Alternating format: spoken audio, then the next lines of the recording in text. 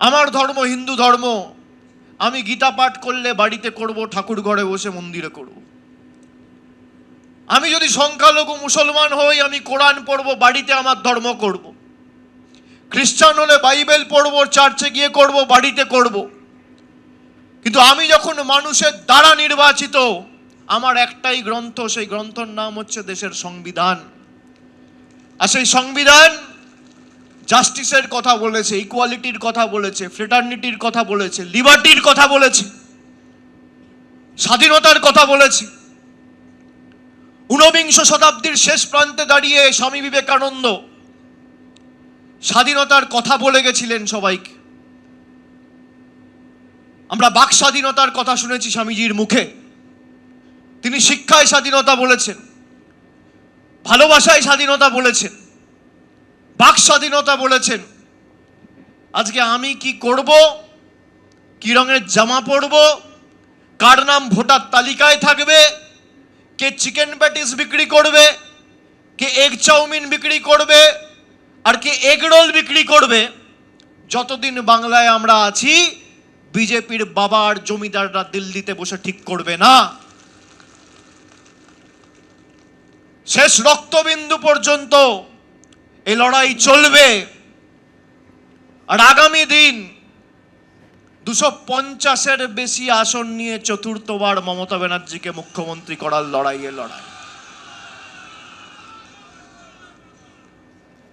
আমি কৃতজ্ঞ ঝাড়গ্রামের কাছে, বাঁকুড়ার কাছে, পুরুলিয়া সিটটাও আমরা অল্প ব্যবধানে হেরেছি,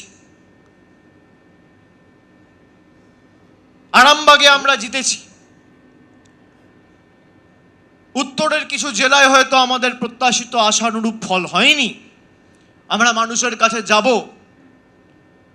কিন্তু যে বিজেপি 18টা আসন পেয়েছিল 2019 সালে, আজকে বিজেপির 6টা আসন কমে 12 হয়েছে।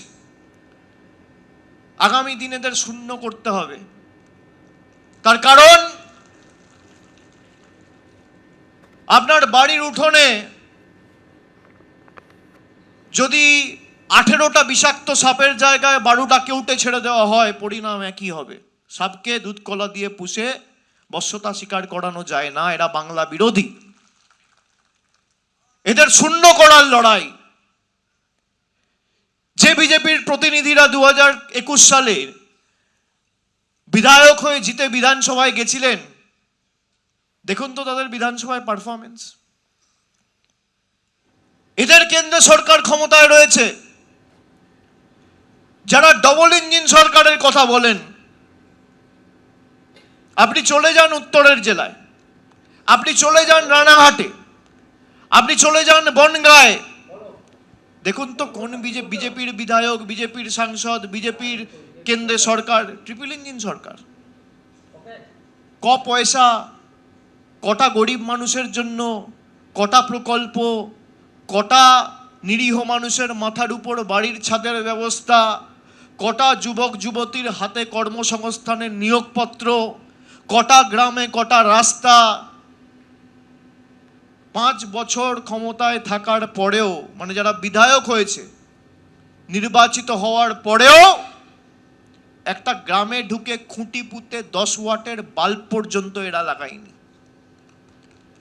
একটা টিউবওয়েল পর্যন্ত লাগায়নি। তারা আজকে লক্ষ্মীর ভান্ডার নিয়ে ব্যঙ্গ বিদ্রুপ করছে। এবিপি আনন্দ, এগিয়ে থাকে, এগিয়ে রাখে।